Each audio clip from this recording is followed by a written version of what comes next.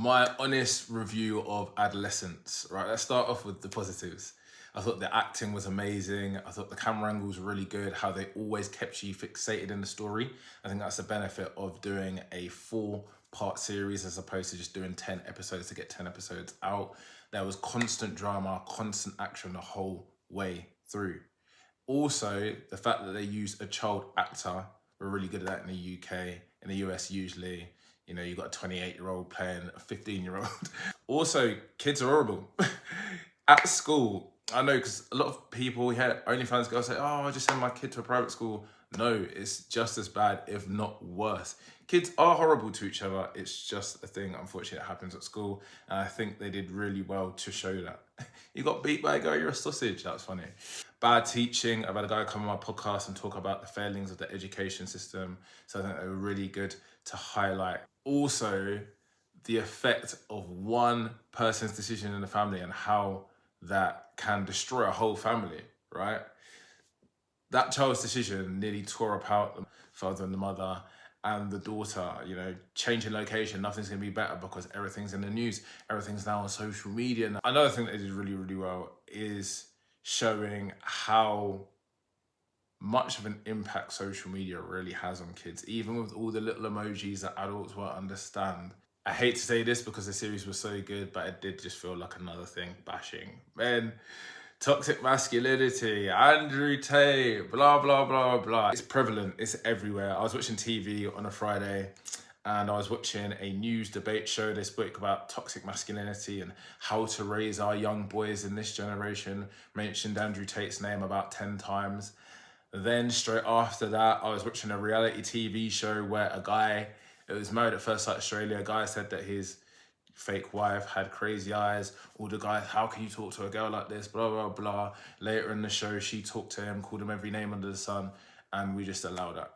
There is a huge imbalance in the world, and if you don't see that, you're either in denial because it doesn't fit your worldview, or you just got to be a donut at this stage. As a male coach, I'm a big advocate of men opening up, but not feminizing men, because you need a lot of this hyper-masculine attributes if we go to war, which could happen soon. What I don't like is that they group together a lot of phrases or people that they don't like. Andrew Tate, incel culture, manosphere, blah, blah, blah. And you're grouping all these things that you don't like, so we chuck it to the side and we disregard it as rubbish instead of understand parts of the message that are true and resonate with young boys.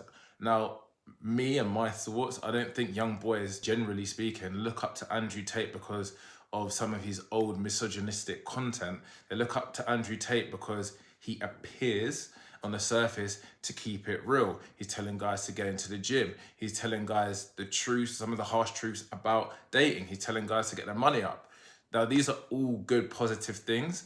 Unfortunately, it's clouded around a lot of the BS. It's not about saying, son, you're absolutely disgusting for watching this guy. It's about saying, look, there's part of these messages that are good. However, it's clouded with a load of nonsense. Look up to this person, such as Nathan Essen or The Rock, There's better role models out there. Unfortunately, with someone like The Rock, you're not unfortunately going to get the 100% realness, although I love The Rock because he's got so many brands backing him. Find a role model that exudes that masculinity, but isn't misogynistic and has those negative traits. Also, there's a huge focus on toxic masculinity, but does anyone actually know that crime stats for young men hasn't actually increased? It's actually decreased by half. Yes, assaults has increased. However, that's probably most likely due to being so accessible as opposed to a figure like a Tate. Focus on toxic masculinity, but we're not focused on toxic femininity, right? So as I just said, toxic masculinity is getting this huge amount of attention at the moment, but crime stats have actually decreased by half. So how does that make any sense? Everyone's focusing on the fact that there's increasing amount of young girls going into the sex industry, and this is even now coming from, when I was younger and when I worked in Ibiza and stuff, strippers usually came from broken households. Now, with OnlyFans, it's just another way to make money and sexualize yourself. We're not talking about issues like that. That's just going amiss. We're just focusing on the young boys. We're not talking about the amount of toxic feminine videos bashing men. That stuff actually gets a lot of reach on social media. If you actually look at masculine content, there's so many platforms that are shadow banning content of our videos bashing men. Do not. That's an issue within itself. Young boys actually get twice as much punishment for the same crime as a young girl, and black boys get 5 times the amount of punishment, but we don't look at that. We only focus on the issues or the problems or the influences on young boys. I watch reality TV shows when I'm just trying to unwind. I'm a sucker for it. And I've seen women punch, slap, put a drink in a guy's face.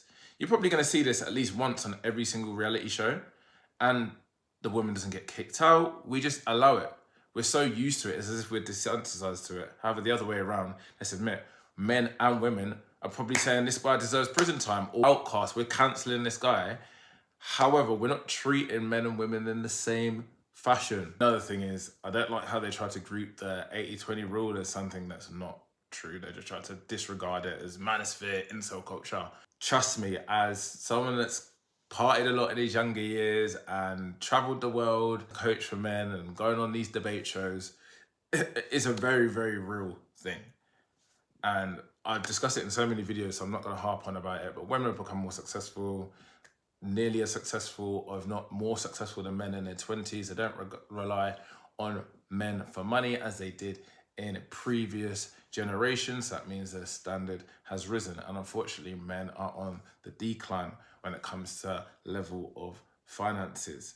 So their standards have risen, naturally being hypergamous. So trying to get the best man, that's led to a huge sea of men not even getting a look in by most girls, and the top percentages of guys getting all the looking for all the girls. On a night out, see who gets the attention and watch a lot of the other men just looking on the sidelines. And that actually came from dating app statistics. So again, it doesn't fit in with certain people's worldviews. What's the solution? The solution is having people that are open and honest and prepared to chuck it all on the line and have open, frank debates on national TV to discuss these hard issues, hear everybody's points of views and try to find a middle ground. Because, as I said, you got to be living under a rock if you can't see there's an attack on masculinity. We need to allow men to be masculine. Understand that there's different types of men. That's completely fine.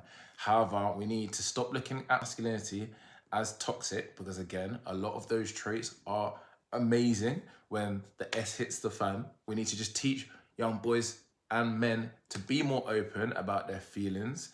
Not everything has to be emotion. However, just have an outlet to talk to. That's literally it. To stop pitting this men and women together, look at all the issues with men, and not looking at the issues with women. That's where young boys end up feeling disenfranchised and looking up to a figure like a Tate, because to them it's like, where else have we got to turn?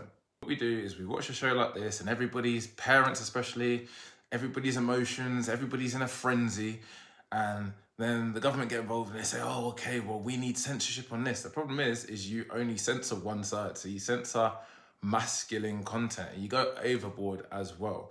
So you probably end up censoring a video like this, which is a pretty balanced point of view.